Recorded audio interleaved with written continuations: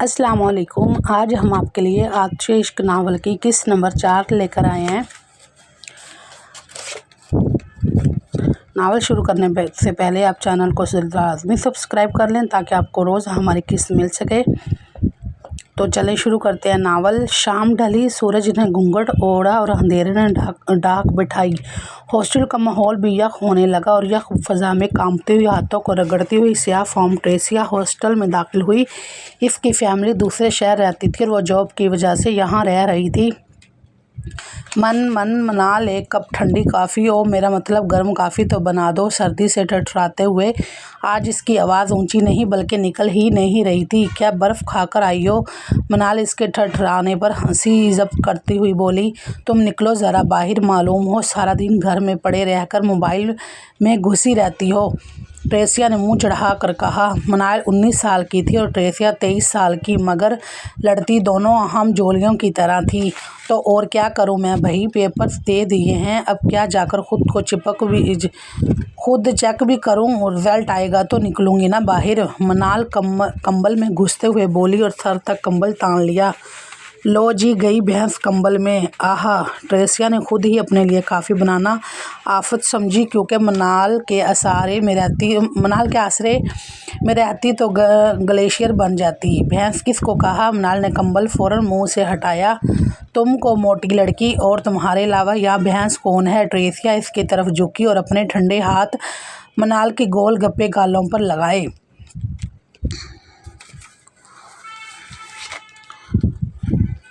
उफ, इतने ठंडे हाथ, जाओ जाकर तवे पे सेक कर गर्म करके आओ। ट्रेसिया को पीछे धक्का देते हुए मनाल ने कंबल फिर से ओढ़ लिया। कंबल में ठठरात वाजिया थी। ट्रेसिया ने हैरत से इसे देखा। मनाल तो हॉस्टल में बैठकर ही ठठरा रही थी, बाहर जाती तो फ्रोज़न ही बनकर आती। अपनी सोचें झटक वो किचन की जानब बढ़ी थी काफ़ी बनाने, जब फराह हाथ में ट्रे के साथ नमूदार हुई। मैं बना लाई हूँ काफ़ी। चेहरे पर हर बार की तरह फूलों से मुस्कुराहट सजाए जो देखने वाले को खैरा कर देती थी।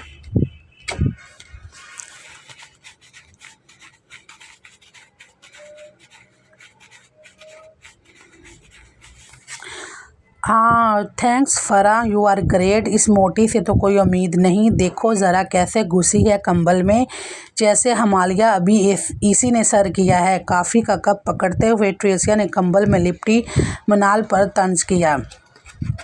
हाथों को कॉफ़ी के कप के गिर्द रखा ताकि गरमाई आए। सर नहीं पाँव करोगी? मुझे सर के बल चलना नहीं आता। कंबल के अंदर से ही जवाबी कार्रवाई हुई, जिस पर ट्रेसिया ने कहका लगाया, जबकि फरा मुस्कुराई। मोटी भैंस, तुमसे ज़मीन पर तो चला नहीं जाता, पहाड़ पर कैसे चढ़ोगी? ट्रेसिया ने कॉफ़ी का घूंट भरते एक बार फिर मज़ीद छेड़ा। ट्रेसिया, तुम्हारे केटू का सफ़र कैसा रहा? मेरी पतली दोस्त किसी सुराख में गिर तो नहीं गई थी? वो मनाल ही क्या जो पलट कर तंज ना करे। वो ऐसे मुंह बना और आंखें मटका कर बोली थी कि हंसी रुक नहीं रही थी। शुक्र करो तुम नहीं गई, वरना क्रेन बुलवानी पड़ती तुम्हें खड्डे में से निकालने के लिए। ट्रेसिया ने कॉफ़ी का आखिरी घूंट लगाया और ताली पीटते हुए बोली। हाय सच्ची, मैंने कभी क्रेन की सैर नहीं की, ऐसा हो तो मज़ा आ जाता। मनाल आंखें बड़ी करने की नाकाम कोशिश करते हुए क्रेन में झूले लेने का तसव्वुर करने लगी।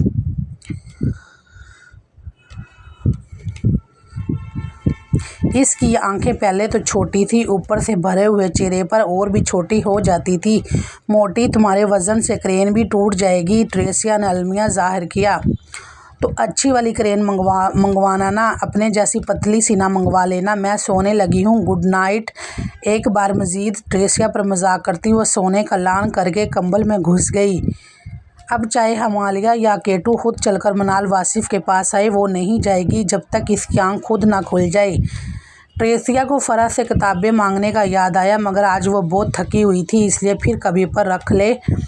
कुछ बोरियत का एहसास हुआ तो रिमोट पकड़कर टीवी ऑन किया।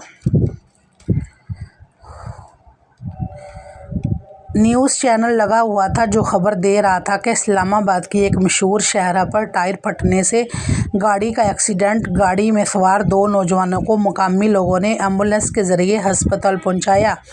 वो दोनों नौजवान बुरी तरह जख्मी थे। एक की हालत नहायत तशवीशनाक। साथ साथ टीवी पर जाए वक़ूअ के मनाज़र भी दिखाए जा रहे थे। ट्रेसिया देख देकर झुर्री ले रही थी। एक पुराना मंजर इसकी आंखों में लहराया।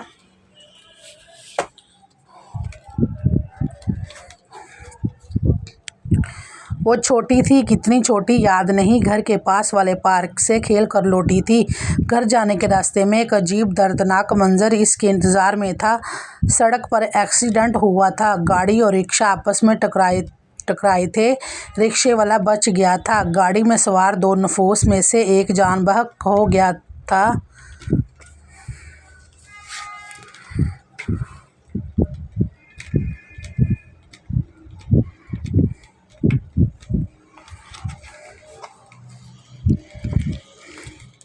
ट्रेसिया लोगों में घुसती हुई गाड़ी तक पहुंचकर पहला ही मंजर देखते ज़ोरदार चीख मारी। टूटे हुए दरवाजे से बाहर लटका वो ट्रेसिया की मां का मुर्दा वजूद था। खून पेशानी और बाजू से उबल रहा था। बाजुओं से खून बह बहकर ज़मीन पर टपक रहा था। वो भागी और अपने हाथों से मां को झंझोड़ने लगी, जो कि अब इसकी कोई बात सुनने के काबिल नहीं थी। ट्रेसिया को याद नहीं था इसे माँ के पास से किसने हटाया, मगर जाते जाते इसने अपनी माँ के बाजुओं में लटकता सफ़ेद कड़ा उतार लिया। खून से भरा सफ़ेद कड़ा हमेशा ट्रेसिया के बाजू की जीनत रहा था। माजी को सोचते हुए कब इसकी आंखों से आंसू बह गए इसे मालूम ना हुआ। फरा के आने पर इसने जल्दी से अपने आंसू पोंछ लिए। टीवी में अभी भी जाए वक़ूअ के मनाज़र चल रहे थे।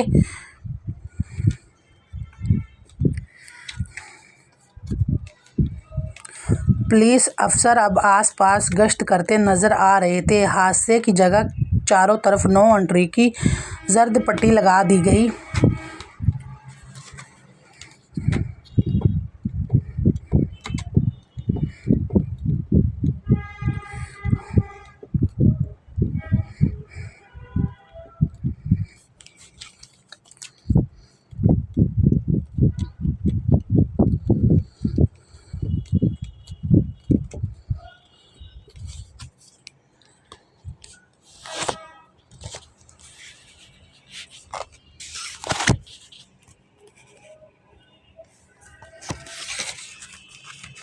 दो हफ्ते पहले बाहर प्लस में सुबह चढ़ चुकी थी। अपने और हदीद के मुश्तरका कमरे में शीशे के आगे खड़े रूहान बाल सेट कर रहा था। वह यूनी के लिए तैयार हो रहा था। जीन्स के ऊपर ब्राउन स्वेटर पहने वो बहुत प्यारा लग रहा था। अपने बालों में सरैयत से उंगलियां फेरते वो गाए बगाए बाथरूम की तरफ भी देखता। इसने एक आखिरी नज़र खुद पर डाली और पीछे देखा, जहां बाथरूम से टॉवल लपेटकर हदीद अभी निकला था। वो सीधा आकर बेड पर बैठा था और सारी चादर गीली कर दी थी। मैं तैयार हो गया हूँ, आप कितने घंटे लेंगे? रूहान इसकी तरफ पलटा और तंजिया मोदब सा बोला, बस यही कोई 4 घंटे। पैंट का पहुंचा उड़ाते हुए हदीद ने कहा, हादी 4 घंटे नहीं 4 साल कहो, हम 4 साल से एमए काम फाइनल ईयर में ही हैं। रूहान ने याद करवाया। रोनी मेरी जान फिक्र क्यों करता है? इल्म हासिल करने की कोई को लंबा खैंचा उम्र नहीं होती। लोग तो 50-50 साल की उम्र में भी पढ़ते हैं। मैं और तुम तो सिर्फ 23 साल के हैं। जस्ट चिल मेरे यार, शौक लहजे में कहते हदीद ने तकरीबन रूहान के गाल उंगलियों से ही गूंद दिए थे। हमारे साथ के स्टूडेंट कहाँ पहुँच गए? रूहान ने इसके हाथ हटाते अपने गालों को सहलाते हुए जताया, पहुँचने दे, जहन्नुम तो नहीं पहुँचे ना। और पढ़ने के लिए बहुत टाइम पड़ा है। ये टाइम तो मौज मस्ती करने का है, फ़न करने का है। अब की बारी। हदीद ने रूहान के कंघी शुदा बाल बगाड़े। हदीद, रूहान चीखा, मगर वो मुंह चढ़ाकर शीशे की तरफ बढ़ गया। वहाँ से बुरश उठाकर लाया और रूहान के हाथ में दिया।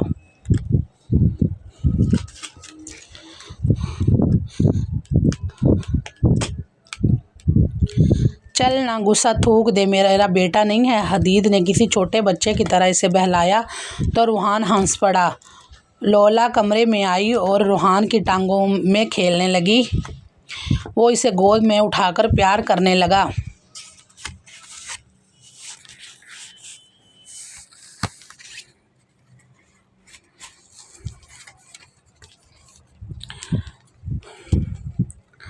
लोला मैडम एक्सक्यूज़ मी। रूहान के पास से लोला को लिया और ब्रश इसके हाथ में थमाकर खुद कोच पर बैठा।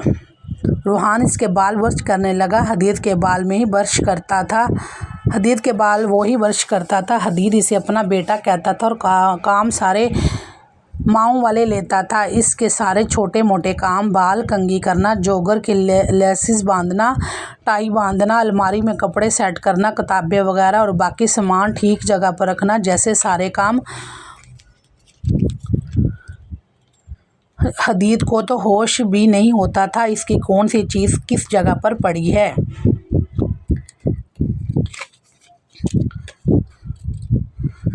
रोनी जानी लोला बहुत मोटी हो गई है। वो लोला को आड़े तरशा करते हुए बोला, तुम डाइट नहीं करवाते इसे? बिल्लियों की कौन सी डाइट होती है? रूहान के हाथ में इसके बाल थे, सो जोर से झटके।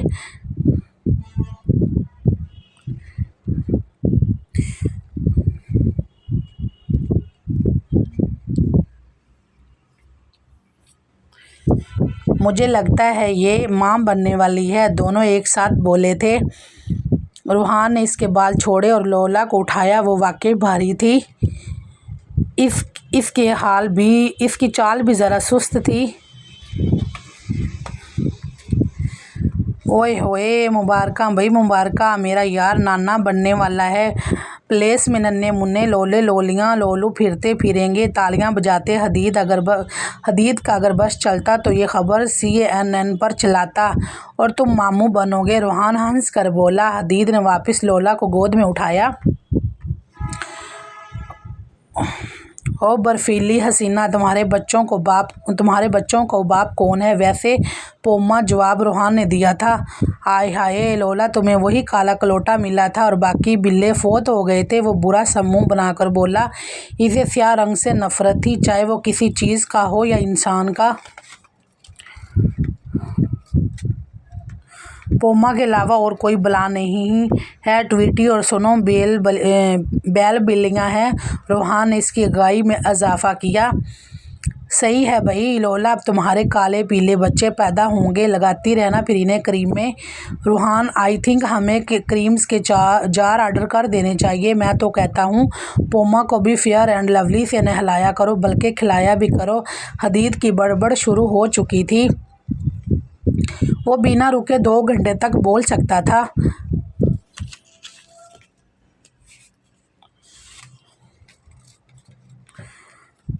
रूहान ने इसका बैग इसे थमाया, फिर मुंह पर हाथ रखकर इसकी बोलती बंद की और कमरे से बाहर धक्का दिया।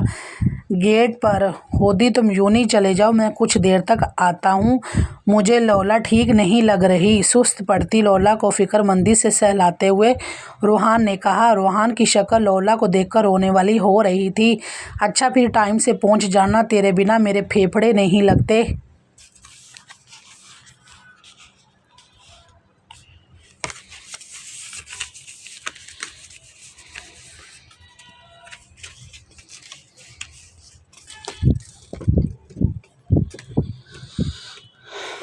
हदीद साइकिल को पैडल मारता ऊंची आवाज़ में ऐलान करता निकल गया।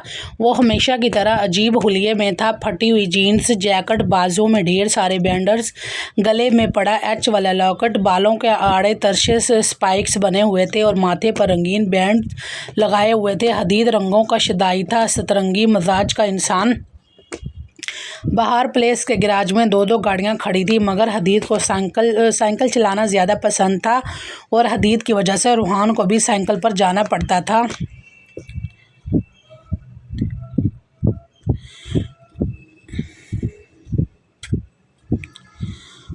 यूनी जाते हुए हदीद की तरफ से एक खुद साख्ता रेस लगी होती, जो हमेशा वही जीतता था और हार के बदले रूहान को हदीद का कोई डेयर पूरा करना होता था। वो अक्सर जानबूझकर हारता था। हदीद के चेहरे पर जीतने वाली खुशी देखने के लिए वो तो खुद को हारने पर हदीद का इसे चढ़ाना। रूहान अगर सारी उम्र भी हारता रहे तो इसे गम नहीं था, क्योंकि हदीद जीतता था। रूहान की जीत हदीद के जीतने में ही थी। हदीद रूहान की ज़िंदगी में आने वाला पहला दोस्त था। फिर वो दोस्त से यार बना, यार से जिगरी यार बना और जिगरी यार से जान बन गया।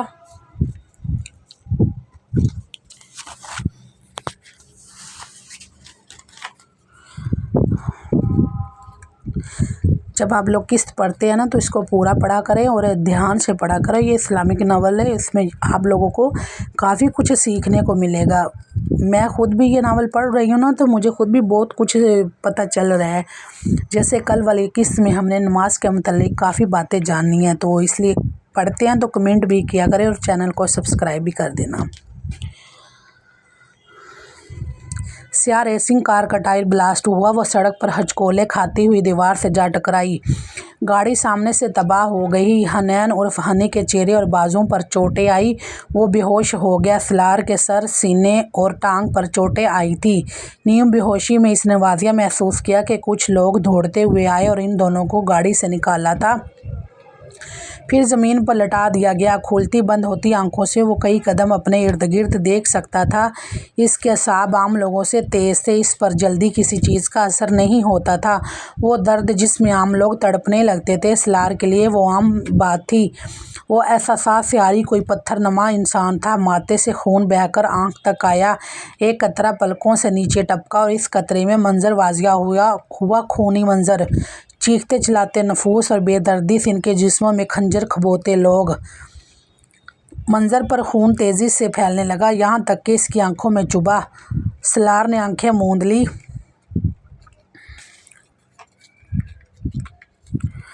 बंद आंखों के बावजूद, सर में उठती ठेसों के बावजूद वो खुद को उठाया जाना और स्ट्रेचर पर लिटाया जाना महसूस कर रहा था।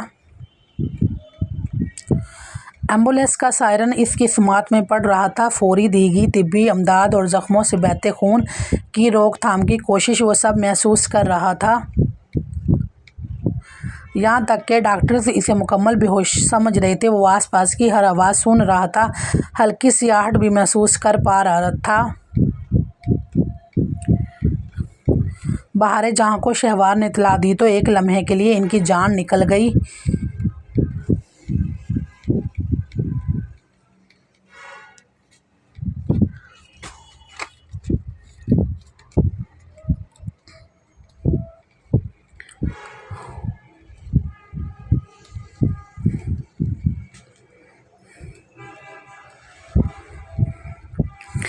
हमें सलार के पास ले चलें, हमारा कलेजा फट जाएगा शहवार, वो बेताबी से दिल थामते हुए बोली।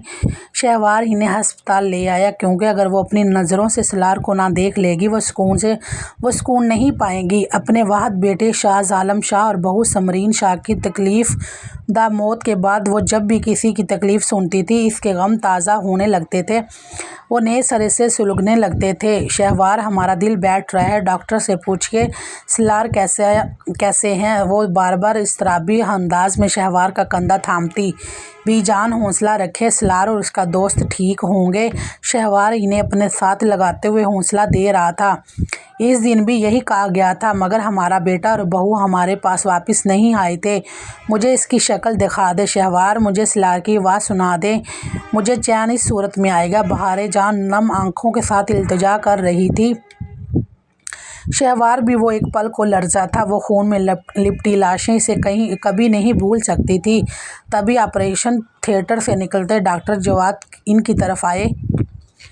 बहारे जहाँ बेताबी से उठकर इनके पास पहुंची। कैसे हैं हमारे पोते, क्या वो ठीक हैं?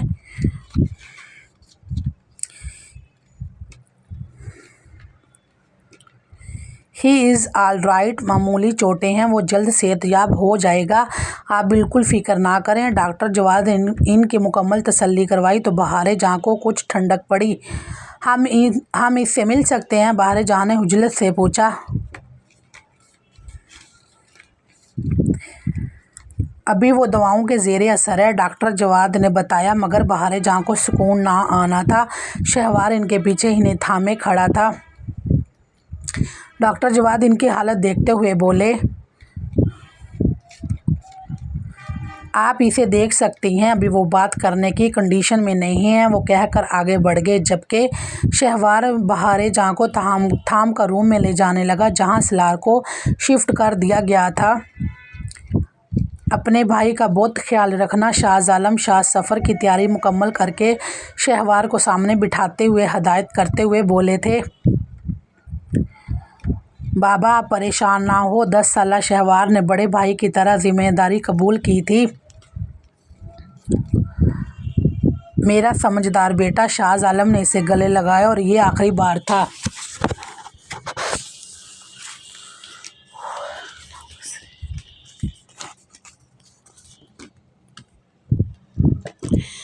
काश वो जानते कि फिर मिलना नहीं होगा तो अपने दोनों बेटों को भींच लेते या इनसे दूर ही ना जाते, मगर ये काश हमेशा हसरत बनकर रह जाता है। सितम तो ये है कि आने वाली अनहोनी के बारे में इल्हाम तक भी नहीं होता। हम 1 हफ्ते में वापस आ जाएंगे। आप भाई के साथ बीजान का भी ख्याल रखना। समरीन शाह ने इसके माथे का बोसा लेते हुए प्यार से कहा।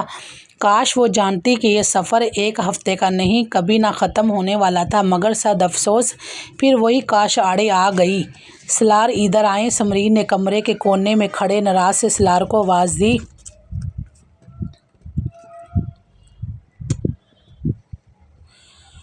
वो 5 साल का था, मगर अपने हम उम्र बच्चों से बड़ा लगता था। सलार ने ज़ोर ज़ोर से नफ़ी में सर हिलाया। नाराज़गी इसकी आंखों से वाजिया थी। क्या हुआ मेरी जान के टोटे को? समरीन शाह इसके सामने बैठी और लाड से इसका गाल छुआ।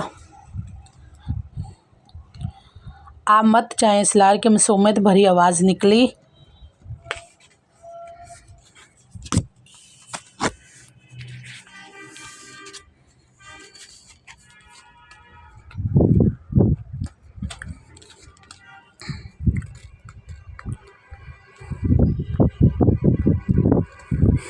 ये 5 सालों में पहली बार हुआ था जब समरीन अहम कारोबारी मकासद की वजह से अपने दोनों बेटों को छोड़कर जा रही थी। मेरा बच्चा, रोते नहीं है, मामा जल्दी वापस आ जाएंगी। समरीन का दिल भर आया, मगर वो मुस्कुराकर इसे समझा रही थी। मुझे अपने साथ ले चलें। सलार की आंखें मोटे मोटे आंसुओं से भरी थी। हम आपको साथ नहीं लेकर जा सकते। मेरे बेटा बहुत बहादुर है, वो अपना भी ख्याल रखेगा और बीजान को बिल्कुल भी परेशान नहीं करेगा। माई ब्रेव सन, मेरा बेटा बिल्कुल नहीं रोता। समरीन शाह ने इसे बहलाते हुए गले लगाया, जबकि सलार ने इन्हें ज़ोर से भींच लिया। मामा आप ना जाएं, वो बार बार यही कहता था, जैसे इल्तिजा कर रहा हो, जैसे फरियाद कर रहा हो, जैसे आने वाली अनहोनी का इल्हाम हो चुका हो।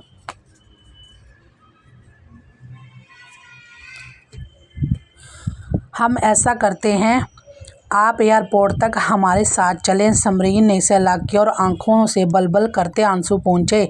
मेरा अच्छा बेटा, मेरा बहादुर बेटा। बहादुर बच्चे ऐसे रोते नहीं हैं। आएँ चलें। समरीन ने सलार के माथे पर बोसा दिया और हाथ पकड़े बाहर ले आई। 5 साल सलार की आंखों से आंसू रुकने का नाम नहीं ले रहे थे। वो आखिरी वक्त तक फरियादी इल्तिजाई नज़रों से माँ को देखता रहा था। शहवार बीजान ने इसका कंधा हिलाया तो वो अस्पताल की राहदारी में वापस आया। माजी हवा में तहलील हो गया। वो दोनों रूम के दरवाजे पर खड़े थे। शहवार ने दरवाज़ा खोला और दोनों अंदर बढ़ गए।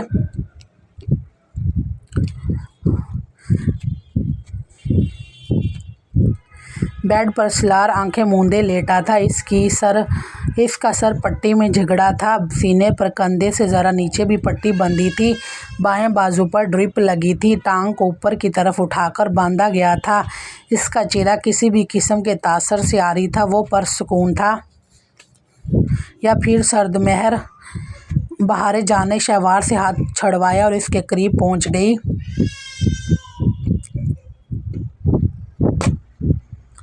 बहुत प्यार और शफकत से इसका पट्टी ज़्यादा माथा चूमा और सलार के माथे पर लकीरें पड़ी। फिर अपने हाथ में इसका हाथ पकड़कर चूमा।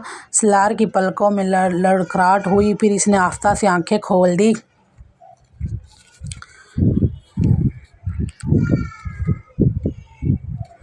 नज़रें ज़रा सी मोड़ी तो बीजान का ज़ईफ़ मगर शफाफ चेहरा नज़र आया, जो आंसुओं से धुला हुआ था। इसे होश में आते देख बीजान ने दोनों हाथ आसमान की तरफ उठाकर शुक्र अदा किया। मेरा बच्चा, अब कैसे हैं आप? वो इसके हाथ की पुश्त सहलाते हुए पूछने लगी।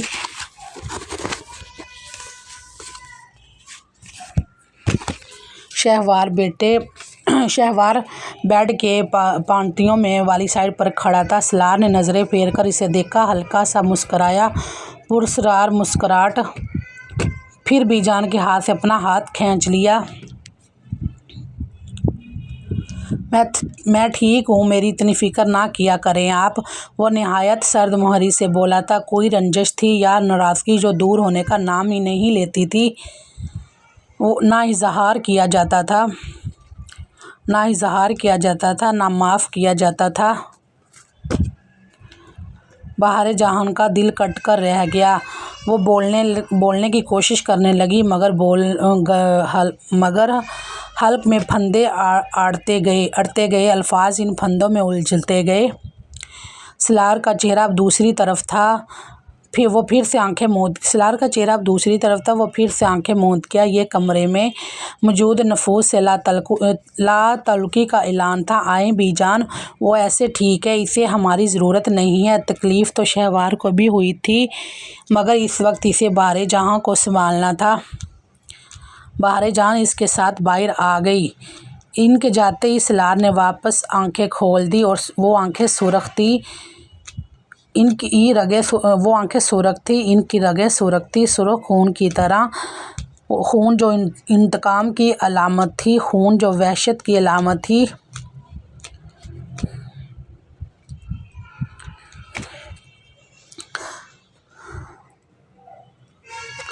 नावल जारी है, तो मिलते हैं आप लोगों कल किस्त नंबर 5 में। नावल कैसा लगा, आज की किस्त आप लोगों को कैसी लगी है मुझे लाजमी बताना कमेंट बॉक्स में। और जब किस्त पढ़ लेते हैं ना, इसको लाइक भी कर दिया करें और चैनल को सब्सक्राइब भी लाजमी कर दिया करें। अल्लाह हाफिज़।